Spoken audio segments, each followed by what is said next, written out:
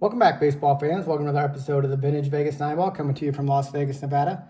Beautiful day here at the beginning of July 2026, and just celebrated our 250-year anniversary as a country. So God bless America. And without further ado, let's get to the Vintage Vegas 9 Ball for the day. First card is a vintage Gorman Thomas here on the 1975 Topps. I like how it's the green border, all green, and the old school Milwaukee hat. And of course, he's wearing number 44. I think he was the first player to wear that 44 after the Hammer and Hank Aaron. And, of course, Gorman Thomas had a light tower power, much like Hank Aaron.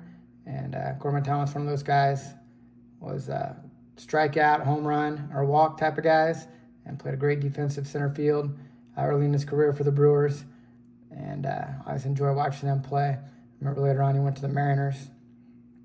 But, yeah, Gorman Thomas, big-time power hitter. Kind of remind me of Dave Kingman for the Cubs. Gorman Thomas, big-time power hitter. The next card is another one of those 1975 Topps, and this is the Heritage version, the remake, with the red and the yellow border here with the blue Cubs. And this is Nico Hoerner. Of course, Nico Hoerner, our Gold Glove second baseman. And I just recently signed a contract extension, and so he's going to be Cubs for several years, and he's an elite hitter.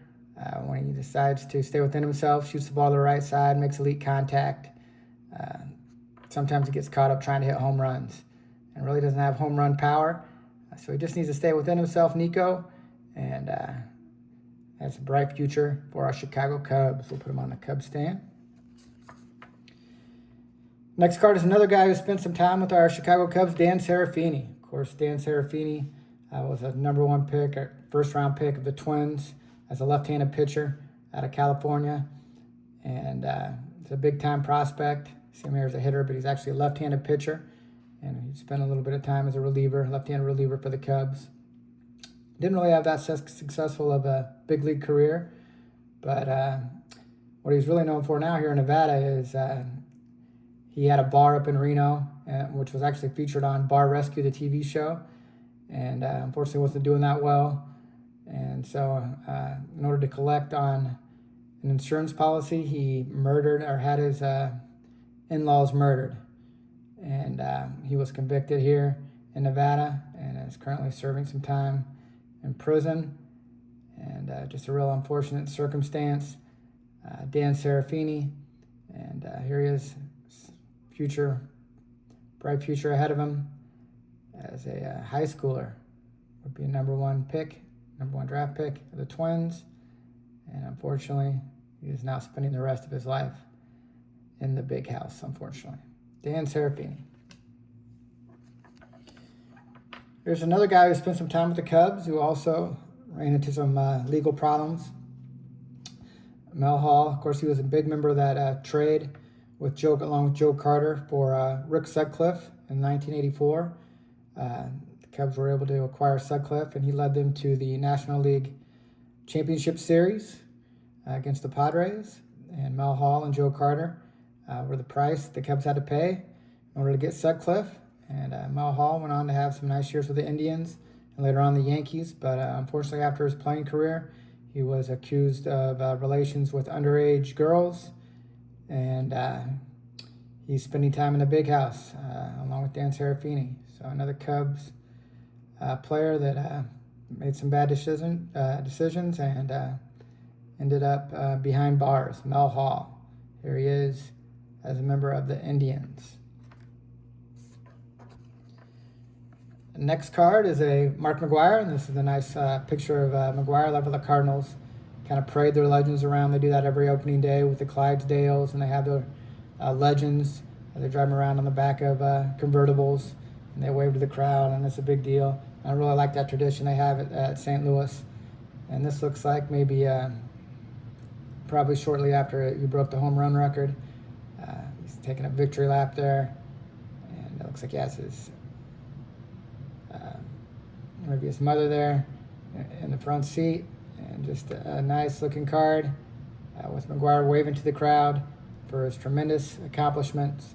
That 70 home run season where he broke Roger Maris's record. Both him and Sosa broke Roger Maris's home run record, single season home run record. Here he is, Mark McGwire. We'll put him on a stand. Probably one day get in the Hall of Fame. Next card's Prime Time. Here he is, Deion Sanders, as a member of the Giants. Of course, Prime would play, with the Braves when he was with the Falcons, and then when he went to the 49ers, played with the Giants a little bit, because he also played with the Reds. But this is a gold version of the tops. Deion Sanders. Here he is, kneeling outside the batting cage. And Prime now, of course, is the coach of Colorado Buffaloes football team. And his son is the quarterback for the Browns. And wishing them the best of luck this year. Shedeur Sanders, his son, the Browns. Football's right around the corner. And here he is, Prime, one of the best cornerbacks of all time, kneeling outside the batting cage. Deion Sanders. Prime Time. Put Prime on the stand. Nice look. The next card is the Todd Father. There's Todd Frazier, very popular player. Spent time with the Mets and the Reds, the White Sox, among other teams. Always very popular. And I remember he won the home run derby one year and had a lot of power and played a good third base. And I always remember where he went to that foul ball along the stands where he dropped the foul ball and then picked up that foam baseball that they were giving away that night and was able to sell that as an out with the foam baseball. And that would never happen today, of course, with a replay. But yeah, that was great. That was classic. Todd Father. And I always enjoyed watching him play with the high Sox here with the Mets. Number 21, the Todd Father, Todd Frazier. Speaking of the Mets, here's Steven Matz. Of course, here is the Las Vegas 51s, which were a Mets farm club.